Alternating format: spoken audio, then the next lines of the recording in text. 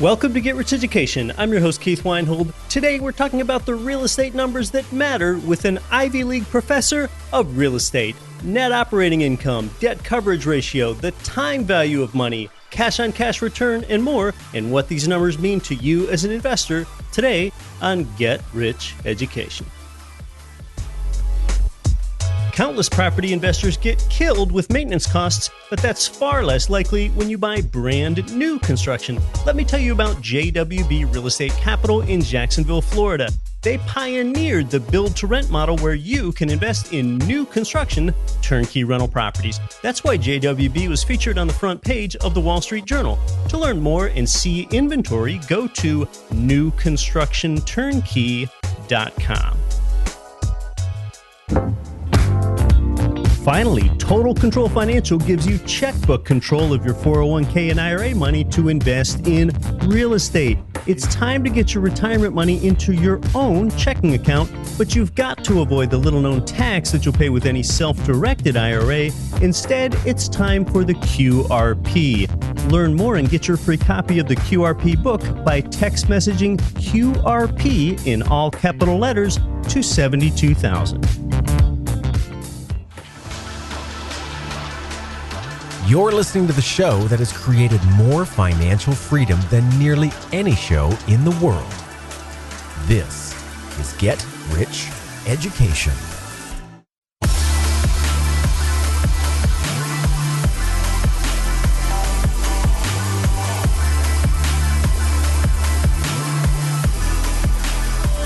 Welcome to GRE, episode 256. I'm your host, Keith Weinhold. This is Get Rich Education. Very few people, if any, have contributed to your understanding of real estate numbers, perhaps, than our guest today with his data analysis, his top-selling book, and later today he has a video course. You know, even if you're not a numbers person, the comforting thing that I can tell you about real estate investing is that all of the operations and the math are simple. Yes, it's either addition, subtraction, multiplication, or division. Pretty simple stuff. There are no exponents, trigonometry, or calculus involved here at all. So for you, it's really just a question of knowing what numbers to add up, subtract out, multiply by, or divide by. The operations are easy. Now, I'm a real estate investor, a geography guy, a student of economics, somewhat of a numbers guy, and maybe more abundantly minded than some. I'd say more good news for you and the numbers is that the more deals that you do, the more likely it is that you will absorb these figures because you're going to be applying them to your own property. You'll have texture that you can feel and a vested interest in how the numbers work. That's how it worked for me when I started out.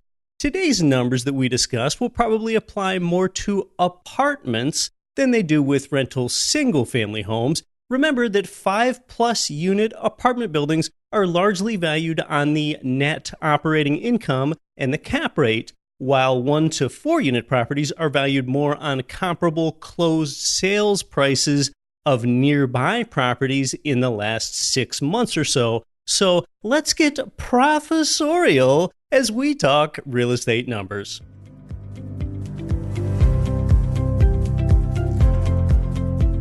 Today's guest is the author of the best-selling book, What Every Real Estate Investor Needs to Know About Cash Flow and 36 Other Key Financial Measures. It's really one of the best-known books in all of real estate. It's now in its 3rd edition. A graduate of Yale University, he's a professor of real estate development at Columbia University. Of course, that's the Ivy League school based in New York City. He's been involved in real estate for more than 40 years and is the founder and president of a real estate software firm as well. It's been 3.5 years since he was last year with us. Welcome back to Get Rich Education, Frank Gallinelli.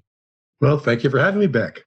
Frank's book that I mentioned, What Every Real Estate Investor Needs to Know About Cash Flow and 36 Other Key Financial Measures, is a book that I think is so important, and it approaches all the numbers that you would need to know, that it is on our recommended reading list. And there are only about 9 or 10 books on that list that you can find at getricheducation.com/read. Keith, why do you have those other books on your list? I don't understand that. Those 8 other books just aren't even in that class. They don't even belong. So No, one's sufficient. Just this one covers it all. You're good. No problem. I was unfair in giving those other authors a chance. So, Frank, there are those 36 key financial measures as the title or subtitle of your book there. But which ones of those 36 measures really matter the most? As you say, there are a lot, and some clearly, at least in my estimation, are critical. They are really key, if you will. And numbers matter. The numbers that we need to look at as investors, you might divide them up in 2 general categories. There is the one group that I would call the kind of the intrinsic numbers, intrinsic to the property, where these really come out of your due diligence. This is where you've got to go take a look at the property and look at its income and expenses, verifying the rents and the operating expenses, checking the leases, that sort of thing. And the other part of that intrinsic, if you will, is intrinsic to the market. You've got to be looking at the things that are going on in the marketplace, because no investment property lives in a vacuum. And so if you're not familiar with what are comparable apartments or retail units or office units, what are they renting for? What are the prevailing cap rates? What are the occupancy rates? And so on. These are the kind of numbers that essentially are developed out of your due diligence. So those numbers matter. But then, of course, they're the numbers that you have to derive and project. That's kind of what I focus on in the various chapters of that book that you kindly included on your list, with what I'm sure is very good company. I think I'd probably narrow it down to 8 or 10 different metrics, if you will, or numbers that every investor really has to have a grip on in order to be able to invest successfully. Yeah, let's go ahead and talk about some of those. Like, for example, when we talk about those intrinsic numbers when you're doing part of your due diligence, a lot of it is coming up with that NOI, that property's net operating income. Tell us more about that. What I invariably tell beginning investors, and even some who are not so beginning, is that what they should do is start with, it's been called in the industry ever since I was a little kid in short pants, called an APOD form, Annual Property Operating Data.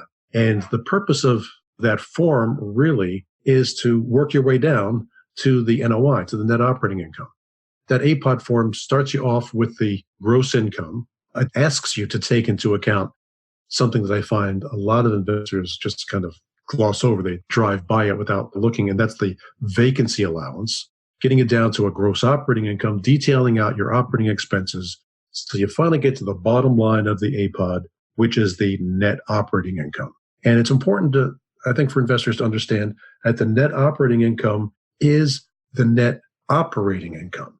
The reason I'm emphasizing that is because it includes the expenses that you need to account for to operate a property. And where sometimes people they run off the rails is including things in the NOI calculation that don't belong in the NOI calculation. Right. It's certainly not a catch-all calculation, the NOI. I've described NOI, Frank, as your rent or other income minus VIMTUM. I don't know if you've ever heard that acronym, VIMTUM. It stands for vacancy, insurance, maintenance, taxes, utilities, and management. That's for a lot of those operating expenses in the net operating income, rent minus VIMTUM. Those operating expenses, you can also think of those in terms of what do you have to pay on a kind of a day-to-day basis to run this property, to actually operate the property. And probably the item that most commonly inappropriately thrown in there is the debt service, the mortgage payments. Right. I would imagine 12 different ways in my book and my course and so on, is that you may need a mortgage to buy a property. You do not use a mortgage to operate a property. So that's not part of the cost of operating it. And that throws some people off, that your biggest monthly recurring expense, the principal and interest, is not part of that net operating income. Right, because it's just not. And there's a good reason for that. And that is because ultimately you're going to use that NOI for several different purposes, but probably chief among them is to apply a cap rate, a capitalization rate, to estimate the current market value. The reason why it's important that the debt service not be included in the NOI is that the value of the property should not be a function of what kind of financing you personally were able to get for this. Exactly. if you're a good credit risk and you can get a nice mortgage on this property, your debt service will be one thing. If I'm a deadbeat and I've got to pay, 19% for the mortgage on this property, which means I have a much higher debt service, well, why should my different debt service from yours affect the value, the market value of the property? Exactly. The market value should be independent of these considerations. Very well said, because you and your creditworthiness are different. And we're talking about net operating income, the operating, those being those internal operations of the building as being separate from the borrower's creditworthiness. I think the way that I say it that has made some people understand that principal and interest is not part of NOI or cap rate is that you were the one that brought a mortgage to the building. The building didn't have one until you came along and brought that mortgage to the building. And if you sell that building and a new buyer comes along, well, now the NOI and cap rate are going to be the same, but your cash on cash return, something that includes the financing, is probably going to be different because that financing changed. So just because of an individual borrower's situation is different, that should not change the NOI or the way that property operates. So the NOI, as we've been saying here, is used to estimate the current market value of the property. So that's a key use for that one piece of information, that one metric. When we talk about, which of the numbers matter, clearly the NOI is, at least on my list, it goes pretty close to the top of the numbers that you have to know about a given property, because it's not only going to be used to apply a cap rate for current market value. And by the way, I want to come back to that notion of current market value if we get a chance in a moment. But it's also going to be applied to something else, which is a metric that an awful lot of investors don't pay attention to. And that's the debt coverage ratio. Yeah. NOI is a number that you're looking at before you're subtracting out your debt service, your mortgage payments. Once you do subtract out your debt service, you're going to come to another really important number, which is cash flow. Get to that one also in a minute. But debt coverage ratio is really very important. It gives you a notion of what is the ratio of your NOI to your debt service. And this kicks in terms of vital metrics in a couple of different ways. For one thing, it has to do with the likelihood of you actually getting financing on this property, assuming you haven't bought this thing yet. You're looking at your NOI and you're looking at amount of debt service you're going to have to pay. So let's just focus on 1 year, on the first year of this property. The ratio of those two things is the metric called debt coverage ratio. So if your NOI is greater than your debt service, obviously that ratio must be, in that case, greater than 1. Every lender on the planet is expecting that they're going to loan you money only if your debt coverage ratio is greater than 1. In other words, if you have more than enough net operating income, expected net operating income, than you need to pay your mortgage debt. Now, oftentimes I've seen where I have been in qualification for a property and putting a new apartment building in my portfolio. And one of the stipulations from the lender is that your DCR, debt coverage ratio, or sometimes I even see DSCR, debt service coverage ratio, needs to be at least 1.2 or 1.25, meaning that net operating income is at least 20 to 25% greater than the mortgage servicing cost. Yeah, no, you're absolutely correct. 1.2 used to be the standard until the great meltdown of 2008. Right. And then from that point on, 1.25 became essentially the standard. I think during the meltdown itself, it didn't really matter what the number was because you still couldn't get any money anywhere. But essentially, I think 1.25 now is more common as a reaction to some of the problems that occurred in 2008. What that means is that you have to be able to show that you're going to have 25% more net operating income than you really need. And I've always said that from the lender's point of view, they always kind of take the attitude that you're more likely to have unexpected expenses than you are to have unexpected income. So you better have a lot of wiggle room in there, because even at 25%, maybe your NOI isn't really going to be as high as you're expecting it to be because something unexpected happens. And if something unexpected happens, as I said, it's not likely to increase your NOI. It's more likely to decrease your NOI. So the lender wants to have that amount of wiggle room. And it's important for investors to be doing this calculation as early in the process as they possibly can. And I would say for at least two reasons. Number one, for your own benefit, because if what you're looking at is a debt coverage ratio that suggests that maybe your wiggle room isn't as big as it ought to be, well, that should be a red flag to you that at some point, instead of this property supporting you, you may have to be supporting this property. That's right. And that's not why you buy an investment. That's a great point. Some people might calculate a projection on their property. By the way, for the listener's benefit here, we're typically talking about 5+ unit properties now where you have this debt service coverage ratio that you need. If you're calculating a debt service coverage ratio and it's only 1.1, you shouldn't just be thinking to yourself, oh, well, maybe I can't qualify. You ought to be thinking, maybe it's not worth it. Yeah, exactly. And you just mentioned my second reason. Thank you. You won't qualify. Yeah. So if you haven't done this calculation and you walk into a lender and they look at this and they say, we're not giving you that loan. The real bottom line advice about doing this calculation is don't walk into the bank. If you have calculated this and the debt coverage ratio doesn't meet their underwriting requirements, you're not getting the loan. By going in there and asking for it, all you're doing is potentially damaging your own reputation for the next time you walk in there, which is really not a good idea. If you can't demonstrate to the lender that you have credibility as a potential investor, then you shouldn't be making this request for financing. You should be finding a way to debt coverage ratio to where it belongs so that it will support the financing. If that means that you have to be looking at whether or not some of these expenses are realistic, whether or not you can propose that these rents are under market and that they're going to be higher, but you shouldn't be going into the bank proposing financing on a property that clearly they're not going to approve. That's why debt coverage ratio is so important. And yet, amazingly, I find when I speak to beginning investors on forums and whatnot, it's almost as if they've never heard of this metric before. Kind of the same thing with the loan-to-value ratio, which is another important metric to understand. And the name pretty much implies what it is. But if a lender is going to loan 75% of the value of the property, it's going to be the lesser of the appraised value or the contract price. You have to recognize that if that appraisal comes in less than you're expecting it to be, you're going to have to come up with additional cash. And also to be realistic that if the appraisal comes in at higher than your contract price, you're not going to get 75% of that higher appraisal. You're going to get 75% of the contract price.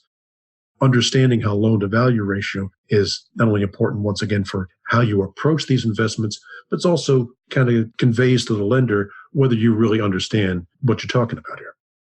Now, you had mentioned current market value, and I think some naive buyers might think that, well, whatever the asking price of this property is, that's probably a pretty good estimation of the current market value, but that is not the right way to approach current market value. That's just what the seller is asking for the property. And when we think of value, it comes back really again to net operating income. Value is net operating income divided by cap rate.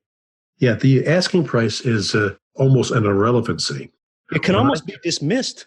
Well, yeah, as a matter of fact, when I teach income property analysis at my grad course at Columbia, I typically give my students 3 case studies. They actually do a 4th, which they have to make their own case study. But in the 3 case studies that I give them, I typically don't give them what the seller's asking price is, because what I want them to do is to look at the numbers to say what seems to be a reasonable price to offer on this property. Right. Current market value can be a little bit of a curveball also when you're doing it, when you're using it to make a decision as to the quality of the investment to you as a particular investor. Let me try to elaborate on what I mean by that. Capitalizing the net operating income is the standard procedure, I believe, used by the typical commercial appraiser to come up with a value at a point in time. As an investor, however, one of the things that you should have fairly high in your awareness, if you will, is that you're not buying this property just to have it at a point in time. The current market value that you get by capitalizing that operating income is what the appraiser tells you this ought to sell for, given the activity, the comparable sales, if you will, comparable rates of return that other investors are achieving for this type of property in this location. And that cap rate is really only a snapshot. Exactly, Keith. And the reason that that's so important is that what you're looking at as an investor is a holding period. Now, some people buy an investment with the idea that they're going to hold it for a very short time, in which case this capitalized net operating income it can inform their decision very well. But let's say that you're looking at a 5, 7, 10-year holding period, and this is a property that has leases in place and so on. If you start doing a longer-term view, what I'd call a pro forma analysis, where you project out the income and expenses realistically and reasonably over time. And this can be done, I think, most effectively where you have commercial leases where they may be prescribing the rents out over 3, 5, 7, 10 years. But if you do it out over time and do a discounted cash flow analysis of that property, that's going to tell you a whole lot more, because what it's going to be looking at with that discounted cash flow analysis is another metric that we haven't talked about yet, internal rate of return. Internal rate of return, more of a catch-all, nearly an all-encompassing holy grail type of rate of return from real estate. Yeah, and the reason it is the one metric that essentially combines both the timing and the magnitude of all of your future cash flows, including your disposition of the property, the big cash flow that you're hoping for at the end when you sell it. So timing really makes a whole lot of difference.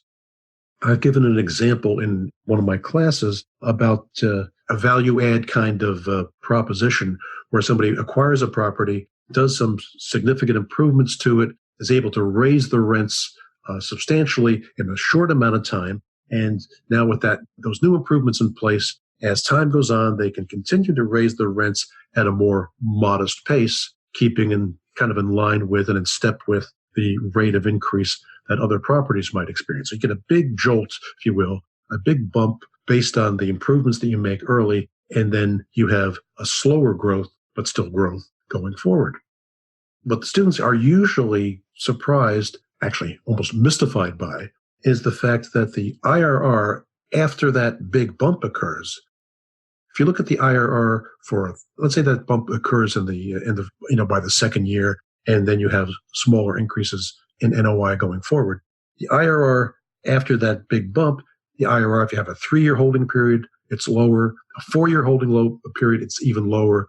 5-year holding periods, lower still. And so why should the IRR be going down instead of up when everything else is going up? My rents are going up. My cash flow is going up. My net operating income are all going up, and my IRR is going down. It's probably because you have more equity building up in the property. That's part of it. But the real cause is that subsequent increases in NOI are actually diluting the overall return. You had a big bump early. So IRR pays attention to the timing as well as to the magnitude. If you get a big bump early, if you can't have that big a bump every year.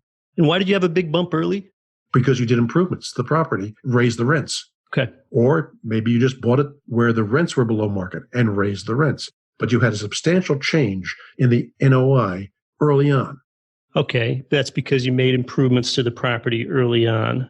And you can make substantial increases in rent. So you get a big bump early on, and then you have smaller bumps going forward. Well, the longer you hold it, the smaller bumps kind of dilute the overall increase in the value of the property. So the longer the holding period, the lower the internal rate of return. The message, of course, that comes through from that is that if you're going to do this sort of thing, maybe what you want to do is to look to resell not too long after you've made these big improvements.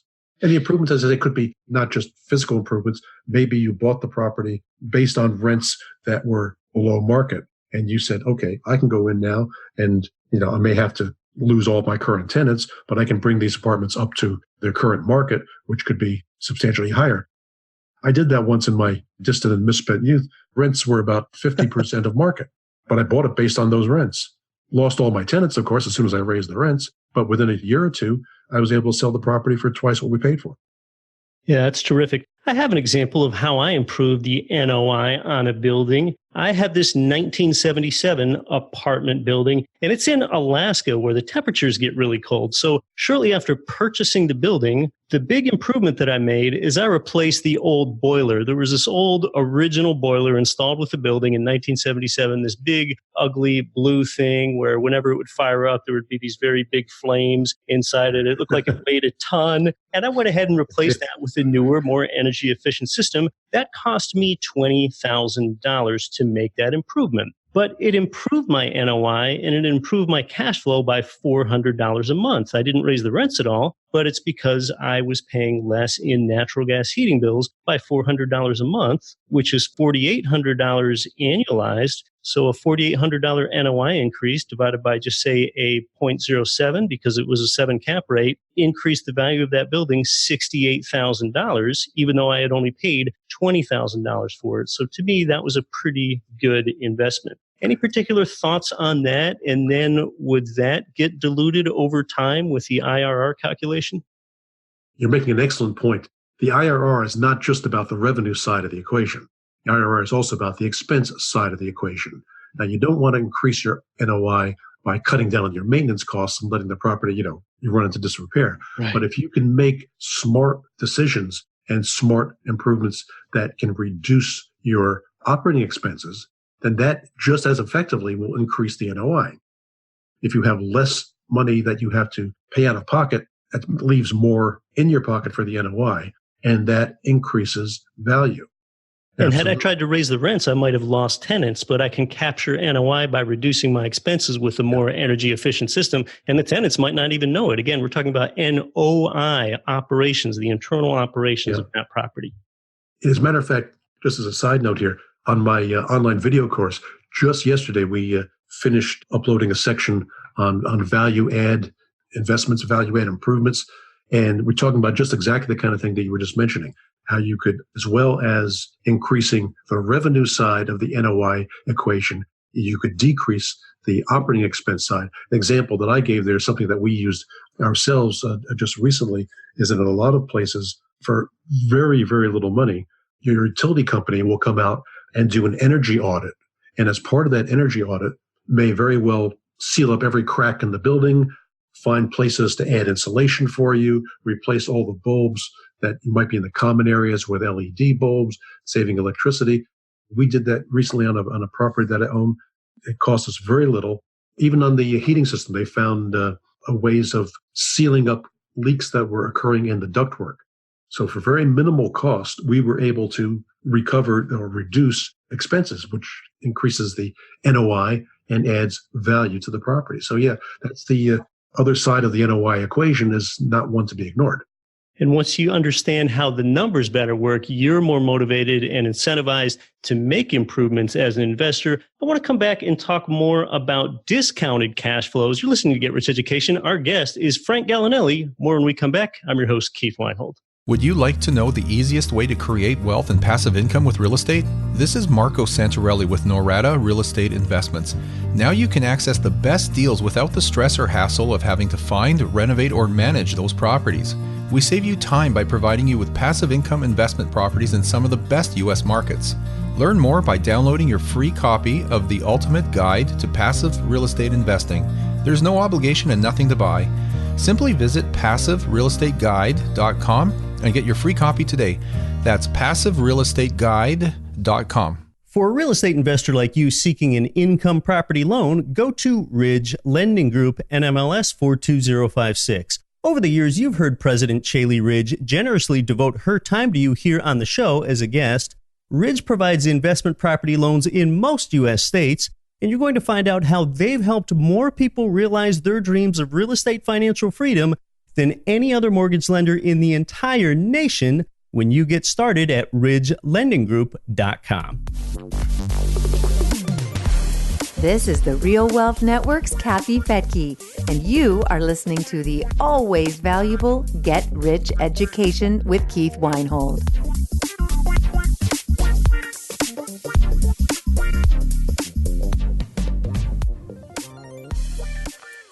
Welcome back to Get Rich Education. We're talking with Frank Gallinelli, the author of one of the best-selling real estate books I know of, What Every Real Estate Investor Needs to Know About Cash Flow and 36 Other Key Financial Measures. Frank, one of those measures is the internal rate of return, something that's quoted pretty often, but I think is highly misunderstood because an awful lot goes into the IRR calculation. And one of those components is the discounted cash flow. So you give an example in your book of you, the investor, say you go out and purchase a building today, you operate it for 5 years, and then you resell it. And just say, for sake of simplicity, your actual cash flows in year 1 are $1,000. Year 2 is $1,000. Year 3 is $1,000. Year 4 is $1,000. And year 5, your cash flow is again $1,000. Plus then at the end of 5 years, you have $20,000 in net sale proceeds. But here's what the discounted cash flow takes into consideration. You believe you should discount your cash flows by about 11%.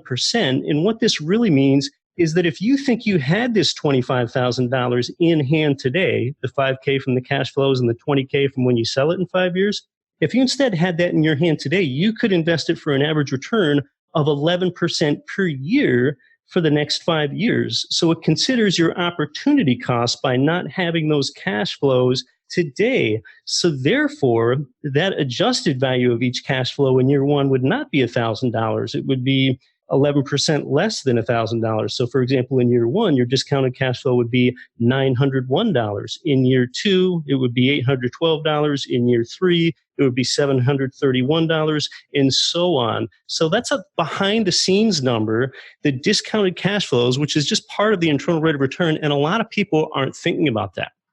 Absolutely right, Keith. The logic behind there is the time value of money. Yeah. That the dollar that you have to wait for is less valuable than a dollar you have in your hand right now, because since you don't have it in your hand right now, you can't reinvest it and earn more money with it. So if I have to wait 5 years to get the sale of the proceeds from the sale of the property, well, it's worth to me today less than the face amount of those proceeds because I don't have them today. If I did, I could have reinvested them. So time value of money is probably as important to investing of any kind, whether it's real estate or anything else. It's as important as anything you could be thinking about, because the waiting for the cash flows means that both the timing and the magnitude of the cash flows is something that IRR will take into account. Now, in the example that you just gave, what I had presumed in the example that I was using there in the book is that I knew how much I could reinvest those cash flows at. And so that was my discount rate. So I had a series of cash flows. I had a discount rate, and I used that to calculate what I thought was the present value, the present worth of that entire stream of cash flows. That's the present value calculation. What the IRR does is a very simple switcheroo with that same group of information. You still got that same series of cash flows. But now, the only thing that's different about it is that instead of calculating what that series of cash flows is worth based on what you think you could reinvest it at, now we say, I know what the future cash flows are worth. They're worth whatever I pay to get them. Now do a calculation to tell me what discount rate would I have had to make all those future cash flows equal to what I paid for them. That's all the IRR is. It's a lot simpler than most people think. It's simply changing the unknown in that time value of money calculation. In the one that you just defined there, I look at those future cash flows and I discount them, but what I think is the right rate at which to reinvest them. With the IRR, I say, okay, I'm going to buy that series of cash flows. I'm going to buy this property. I'm going to use, let's say, for sake of argument, I'm going to use $100,000 in cash to buy these future cash flows. If I use $100,000 in cash, that's the present value. Right. Those are the future cash flows. What rate of return, what discount rate would I have had to use to describe that situation? And that discount rate now, the interesting thing about it with internal rate of return is that it takes into account the timing as well as the dollar amounts. So that if the longer I have to wait, the lower the internal rate of return may be. If I have a big cash flow for some reason that occurs in the middle of that stream, well, maybe that pushes up the internal rate of return. But it looks at the timing as well as the actual dollar amounts. And all you're doing is taking the standard time value of money logic, saying, okay, I have a stream of cash flows. I have a rate at which I'm going to discount them. So what is that stream of cash flows worth at that discount rate?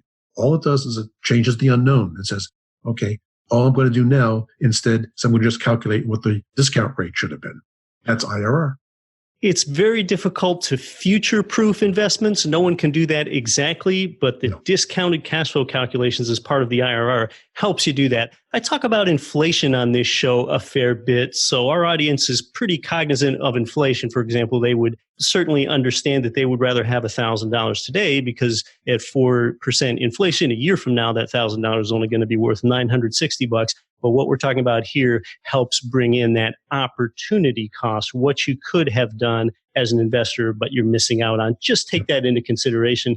One of the more popular real estate investing metrics out there, Frank, is one that I really don't like very much. I just don't think it's that useful. That is the GRM, the gross rent multiplier. And that is the price of a real estate investment divided by its gross annual income. That answer is your gross rent multiplier. For example, if you have a $1 million property and it provides $200,000 in gross annual rent, well, the GRM is 5, $1 million divided by 200K. But if you have $1 million property divided by 250K of annual rent, which is better, well, now you're down to a 4 GRM. And no one really talks this way. No one goes around talking like, oh, well, I think I can do better than a 5 GRM. I'm going to go out and find a 4 GRM. The lower the number, the better. And to me, it just doesn't make a lot of sense. What I prefer, which is really a lot like the GRM, but the calculation is just flipped over, is the rent to value ratio. I often talk in terms of your monthly rent expressed as a percent of the purchase price. For example, if you have $800 of rent income on a $100,000 single family home, that's a 0.8, which is very easily recognized is not as good as a 0.9 if you're getting $900 rent on a $100,000 single family home. So my point is, I don't find the GRM that intuitive. I prefer the rent to value ratio. What are your thoughts? GRM, goes back quite a ways. I think, it's one of these things that was very popular in the 1970s, but not before or since. I believe it is still used on the appraisal form for 2 to 4 family houses. And that's about the only place I can recall ever seeing it. I think the only reason it might possibly have any usefulness there is that if you have a neighborhood of 2 to 4 family houses, there's a pretty good chance that they are similar in size and design and age, so that you're essentially factoring out all the differences. And so that the gross rent may be the only thing that distinguishes one property from another. And so maybe it works. That's the closest thing that I can give to a rationale for why you might want to use it. It's like a lot of metrics that I think have peculiarly limited usefulness.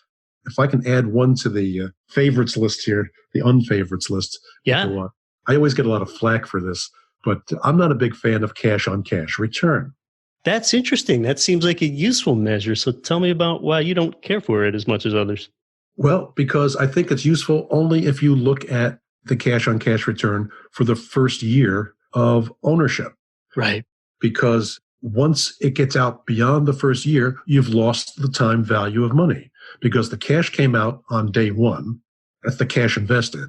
The cash flows, well, if they come out in year one, that's pretty close in time. So that's not going to be affected too seriously by the time value of money. But if I take the cash on cash return of a property and I look at it in year 4 or 5 or 6, well, I'm looking at a cash flow for which I have made no adjustment for the opportunity cost. And I'm comparing it to cash that came out of my pocket today. And those things are kind of apples and oranges.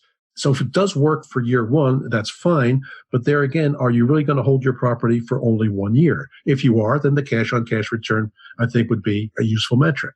But if you're not going to hold it for just a year, if this is a long-term hold, then I don't see what kind of information you're really getting by looking at that. This is where I think if you're looking at the long-term hold, you want to take the internal rate of return, which adjusts for the timing and the size of the cash flows at the same time. I've often thought of cash on cash return is really just a 1-year calculation. Cash on cash return being your annual cash flow divided by your skin in the game, which is your down payment and closing costs. And after 1 year, the cash on cash return transforms into the ROE, the return on equity, which is your annual cash flow divided by your equity. And that's the calculation that you would use from year 2 on. What are your thoughts there? Yeah, I agree with you. My version of the return on equity is to take a look at the presumed equity you have in the property, not just the amount of money that you invested on day one as the metric. And the interesting thing about that measurement is that if you keep your eye on it, it can very often reveal a good time to sell the property, because what happens is as you pay down your mortgage, as your mortgage becomes seasoned, to use the term of art, your equity may grow faster than the growth in your cash flow. Absolutely. And so what happens is, while everything else is going up, you're in year now 10 or 12 of owning this property, and you do this calculation that uses equity, meaning your presumed equity, the difference between the selling price that would be at that time and the amount that you owe on it. You can see that return on equity going down while everything else is going up. And really what that's telling you is that you've got too much equity in the property. Yeah, that tells you when you should sell or refinance. That ROE, that return on equity, cash flow divided by equity, is a great indicator. And I don't want to confuse my listeners, because often I talk about how the return from equity is always zero. Don't confuse that with the return on equity, which is that calculation, cash flow divided by equity. And that's because the addition and the infusion of additional equity does not help your rate of return. The value of a property is going to go up or down, completely independent of how much equity you have in the property. Exactly. Frank, you do a great job of keeping people mindful of the numbers, but beyond that, these numbers are some great content. You need to pass this through the lens of context and think bigger and don't get too lost in the numbers. Tell us more about that. Yeah, this is something really that my thinking on this kind of evolved based on my interaction with my grad students and some of the cases I made for them to evaluate. And in terms of context, what I would tell them at the beginning of teaching my course would be that this was going to be the closest thing to a class in literature or fine arts that they were going to have in their financial curriculum, because I was going to teach them to look at, you can read a Shakespearean sonnet and you can read the words and you know what they say, but what did they really mean behind the words? Or you can look at a painting and say, but what's the story behind that painting? And so I would start to get them to think about not just getting themselves, wrapped up and wrestling with all those digits, all those numbers. I would give them case studies to work with, and where they would have, a lot of information about the leases and the, tenant improvements and the commission expenses and so on and so forth. But I would always encourage them to look for the story behind the story. If I can share kind of an interesting, at least what I think is an interesting phenomenon that occurred when in one of my cases, I would purposely give them a lot of detailed information about a mixed-use property with commercial tenants on the ground floor. And one of the commercial tenants, and I varied from time to time, one of the commercial tenants, I think if you read between the lines, this commercial tenant had a rather dicey business future. And one time I made it a locally owned bookshop. Another time I made it a restaurant where I went there just before closing the deal and discovered that they had terrible food and even worse service. And so they were obviously not destined to last very long. And the interesting thing, I would have an auditorium with, well over 100 students, and we'd be discussing each of these cases. And it seemed like every year it was one student who would put up his or her hand when we were discussing this case, and the other students were telling how much they think they should buy the property, for how much they think they should buy the property based on all the numbers that I gave them in the projection they were making. So, and one student would put up his or her hand and say, you know what? This whole case is a lot of baloney. I don't care what numbers you just gave us. Fact is, that tenant is going to disappear on us in the middle of the night in about 2 years at the most. And we're going to wake up one morning and we're going to have zero income from that unit. We're going to have a commission expense. We're going to have vacancy. We're going to have tenant improvement costs. And the whole thing has to be redone. Pro forma projections have to be redone based on that worst case scenario. And fortunately, someone must have been listening in the class when I told them you should always do best case, worst case, and somewhere in between. This student, different person every year, obviously, but seemed to be always only one student who would pick up on the fact that you had to put things in context. You could get so wrapped up in the numbers that you could overlook the obvious, kind of the real life story that was lurking behind these numbers. So I actually made it a point after a while of giving a lecture on looking at the numbers behind the numbers. And I think that's very important because we can do a really, really good job. We got a lot of tools. I've got a software company that's, 35, 38 years that's devoted to running the numbers. But sometimes you got to say to yourself, are these really going to be the right numbers? Or could there possibly be another set of numbers that I need to take into account before I make my decision about this property? That's so important to say. The numbers matter. The numbers are the content, but everything else around it paints this picture, this art, if you will, like you mentioned, of context. For example, you might run the numbers, get all excited about a 12 cap on a property, but then realize that the neighborhood's so bad, you wouldn't feel safe driving through there in the daytime, and there's no way you're actually going to collect the rent from those tenants. Or, for example, you might get a high-flying cash-on-cash return or cap rate, and then you realize, oh, well, all these tenants are signed to 3-month leases, and that's why the rents are inflated, which is going to be a lot different than if all those tenants had signed 3-year leases, even though it's the same rent amount. And it really comes back to what I like to often say, that in real estate, the market is more important than the property. Yes, you're absolutely right. And there's a bit of due diligence that I have found is very often lacking. I tell beginning investors, you've really got to do your due diligence about the market, not just the property, because the market is going to have an enormous impact on the nature of your projections. As I said right at the beginning of our discussion, no property lives in a vacuum. Absolutely. So you've got the book that has a lot of numbers in it, but there are also enough stories and a little bit of humor in your book, so one doesn't just get completely bored and lost in the numbers. But you've also helped bring things to life with a video course. Tell us about that before you go. More and more over the years, I've found myself kind of attracted to the idea of teaching this material. I think it probably evolved from somewhere in the middle of our history as a software company, where we would talk to folks and realize that if people were going to use our software effectively, they really had to understand the nature of the analyses that they were doing. And so that got me to writing articles. Articles got me invited to write some books. Then the teaching at Columbia.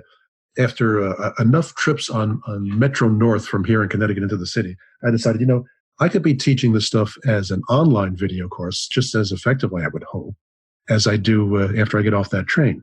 So I began to develop this online video course where I actually cover a lot of the topics that I cover in my grad course, but also some topics that I don't cover there, where I will deal with development projects, rehab projects, with partnerships, with, as I mentioned, value add and that sort of stuff, but also going through really, if you will, kind of the bumper-to-bumper financial analysis, where we're looking at time value of money, where we're looking at the pro forma projections and how to do a discounted cash flow analysis and how to understand all of the key metrics. So I've had a lot of fun doing that. It is a video course. Fortunately, you don't have to look at my face. It's mostly the slides and the numbers on the screen, but you do get to listen to my dulcet tones. And it's proven to be fairly popular. We get a lot of positive feedback about it, and I have been increasing the content in it over the couple of years that we've developed it. So anybody who signs up for it automatically has access to any new content we add.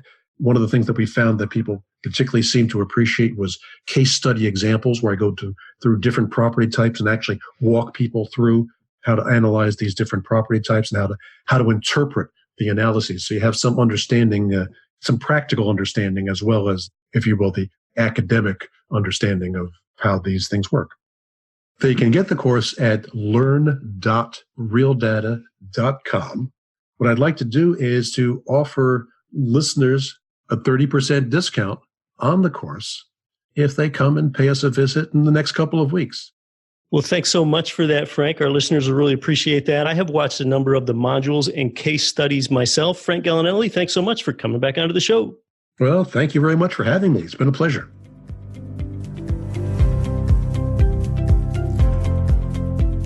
Well, yeah, just a great episode for your learning today with Professor Frank Gallinelli. If you want to check out his video course, which I found to be something that's very helpful for investors from beginner to advanced, as a Get Rich Education listener, you can use discount code SAVE30 when you enroll in the course there at, again, learn.realdata.com. That's where you get started. SAVE30 is the discount code. If you understand what we discussed today, because cap rate is net operating income divided by the price or the value, then in a sagging real estate market, like many places experienced 10 years ago, people couldn't get loans. That meant rents increased dramatically in relation to price, and therefore cap rates rose. In a booming market like many US and world metros are experiencing now, that's when rent increases lag behind the appreciation rate, and that's when cap rates sink. I love talking about the time value of money today. That's something that people don't think about very often, and it can have a more dramatic effect on your future returns than inflation can. If you want to master the numbers and learn about what we discussed today and way more, check out Frank's video course. Big thanks to Frank Gallinelli today. Again, he was generous enough to extend a 30% course discount just to Get Rich Education listeners like you in his video course. His course is called Introduction to Real Estate Analysis. It's not thousands of dollars either. It's quite a modestly priced course, even before the discount. When you enroll in the course there at, again, learn.realdata.com, that's where you get started. Use discount code SAVE30. Until next week, when I'll faithfully return to help you build your wealth, I'm Keith Weinhold. Don't quit your daydream. Nothing on this show should be considered specific, personal, or professional advice. Please consult an appropriate tax, legal, real estate, financial, or business professional for individualized advice. Opinions of guests are their own. Information is not guaranteed. All investment strategies have the potential for profit or loss. The host is operating on behalf of Get Rich Education, LLC exclusively.